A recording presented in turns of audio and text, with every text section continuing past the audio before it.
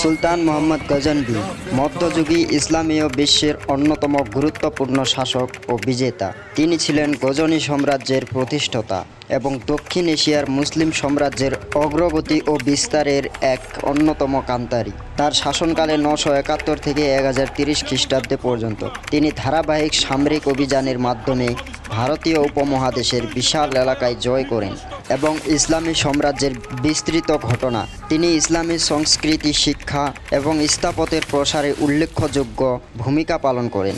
সুলতান মাহমুদ গজনভি শুধু সামরিক অভিযানের সীমান্ত ছিলেন না, তিনি ছিলেন একজন পৃষ্ঠপোষক শাসন, যিনি জ্ঞানী ও শিক্ষাবিদদের প্রতি অসামান্য শ্রদ্ধাশীল ছিলেন এবং তার রাজদরবারে প্রচুর শিক্ষিত ব্যক্তি ও পণ্ডিতদের সমাগম ঘটনা।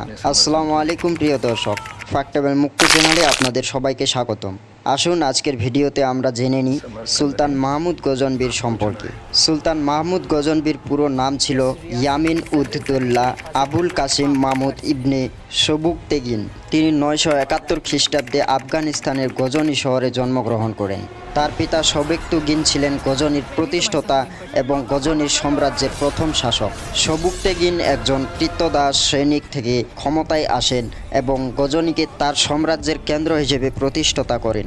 সবুকতেগিন ছিলেন একজন ক্ষমতাধর ও বিচক্ষণ শাসক। মাহমুদ শৈশব থেকে সামরিক ও রাজনৈতিক বিষয়ে গভীর জ্ঞান লাভ করেন। তার মা ছিলেন একজন বুদ্ধিমতী নারী এবং মাহমুদের শিক্ষা ও শাসনের উন্নয়নের তার ভূমিকা গুরুত্বপূর্ণ ছিল।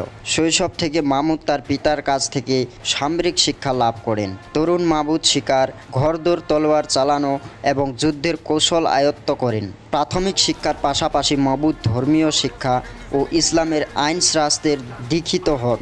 তার বুদ্ধিমত্তা ও নেতৃত্বের তাকে দূরত্ব জনপ্রিয় করে তোলে। 1997 খ্রিস্টাব্দে পিতা সবেকতুগিনের মৃত্যুর পর মাহমুদ গজনির সিংহাসনে আরোহণ করেন, তবে তার শাসনের শুরুটা খুবই চ্যালেঞ্জিং ছিল। তার সিংহাসনের আরোহণের পর সামানীয় সাম্রাজ্যে তাকে স্বীকৃতি দেয়নি, কিন্তু মাহমুদ দূরত্ব তার সামরিক শক্তি প্রদর্শন করেন এবং গজনির স্বায়ত্ত শাসনের জন্য সংগ্রাম শুরু করেন। কিছু যুদ্ধের পর তিনি পুরোপুরি স্বাধীনভাবে শাসন করার ক্ষমতা অর্জন করেন এবং গজনি সাম্রাজ্যের সীমা বিস্তার করেন। সুলতান মাহমুদের প্রথম অভিযানগুলো ছিল খোরাসান এবং মধ্য এশিয়ার দিকে।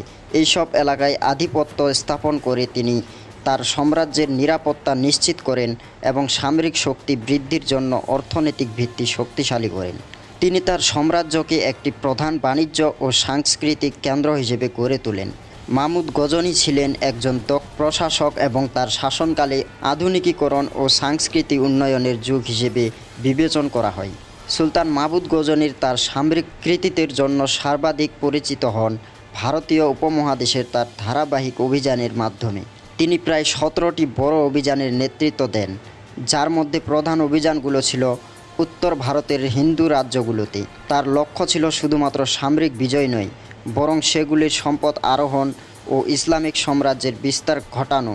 এরকম আরও জানা অজানা তথ্য পেতে আমাদের চ্যানেলটি সাবস্ক্রাইব করে পাশে থাকা বেল আইকনটি ক্লিক করে দিন।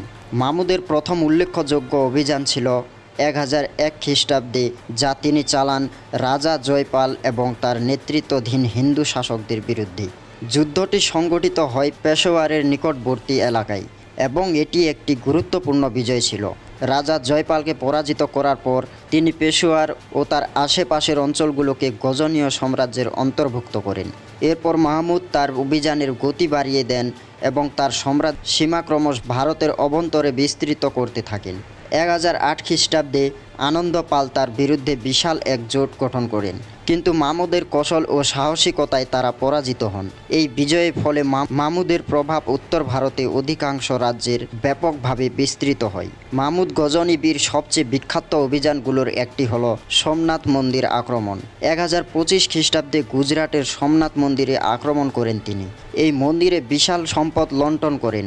সোমনাথ ছিল একটি গুরুত্বপূর্ণ হিন্দু তীর্থস্থান এবং এই মন্দিরে ছিল অসংখ্য মূল্যবান রত্ন ও ধন সম্পদ। এই অভিযানের মাধ্যমে মাহমুদ শুধু সম্পদের অধিকারী হননি, বরং ভারতের অধিকাংশ হিন্দু রাজ্যের তার প্রভাব বিস্তার করেন। সোমনাথ অভিযানের মাধ্যমে মাহমুদের নাম ইতিহাসে অমর হয়ে যায়।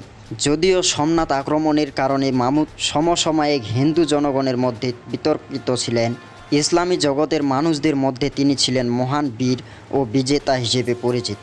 তার এই অভিযানগুলোর উদ্দেশ্য ছিল শুধু সামরিক বিজয় নয়, বরং ধন সম্পদ আরোহণ এবং ইসলামের প্রসার ঘটানো। সুলতান মাহমুদ গজনবী তার সামরিক দক্ষতা, কৌশলগত নেতৃত্ব এবং দূরত্ব অভিযানের জন্য পরিচিত ছিলেন। তার সেনাবাহিনী ছিল সুসংগঠিত এবং প্রশিক্ষিত। তিনি হালকা অশ্বারোহী এবং দূরত্বগামী সেনাদের উপর নির্ভর করতেন, যারা শত্রুর উপর আকস্মিক আক্রমণ চালিয়ে দূরত্ব বিজয় অর্জন করতে সক্ষম হতো। এছাড়াও মাহমুদের সৈন্যরাও শৃঙ্খলাপূর্ণ এবং আধুনিক যুদ্ধ সরঞ্জাম ব্যবহার করত, যা তার সময়ের এক নতুন যুদ্ধ কৌশল ছিল। মাহমুদের সামরিক নেতৃত্ব অন্যতম বৈশিষ্ট্য ছিল তার সঠিক পরিকল্পনা এবং যুদ্ধের কৌশল। তিনি তার সৈন্যদের সাথে ঘনিষ্ঠ সম্পর্ক রাখতেন এবং যুদ্ধক্ষেত্রে নিজে উপস্থিত থাকতেন, যা তার সেনাবাহিনীর মনোবল বাড়িয়ে দিত।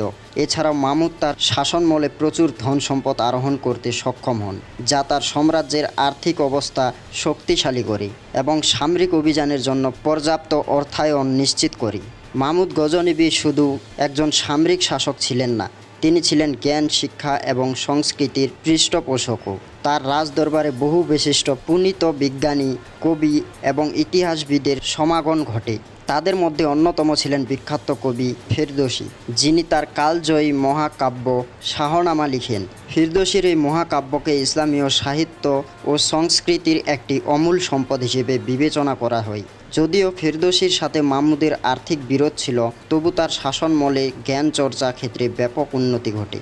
মাহমুদ তার সাম্রাজ্যের বিভিন্ন স্থানে মসজিদ, মাদ্রাসা এবং অন্যান্য স্থাপত্য নিদর্শন নির্মাণ করেন, যা ইসলামীয় সংস্কৃতি ও শিক্ষার প্রচার ও প্রসারে গুরুত্বপূর্ণ ভূমিকা পালন করে। গজনীয় শহরকে তিনি তার সাম্রাজ্যের রাজধানী হিসেবে গড়ে তোলেন এবং এটিকে একটি প্রধান সংস্কৃতি ও শিক্ষা কেন্দ্র হিসেবে পরিণত করেন। তার শাসনকালে গজনীয় উঠে মধ্যে এশিয়া অন্যতম প্রধান সংস্কৃতি কেন্দ্র। তো এই ছিল আজকের ভিডিওতে। এরকম আরও জানা অজানা তথ্য পেতে আমাদের চ্যানেলটি সাবস্ক্রাইব করে পাশে থাকা বেল আইকনটি ক্লিক করে দিন। সুলতান মোহাম্মদ গজনবী মধ্যযুগী ইসলামীয় বিশ্বের অন্যতম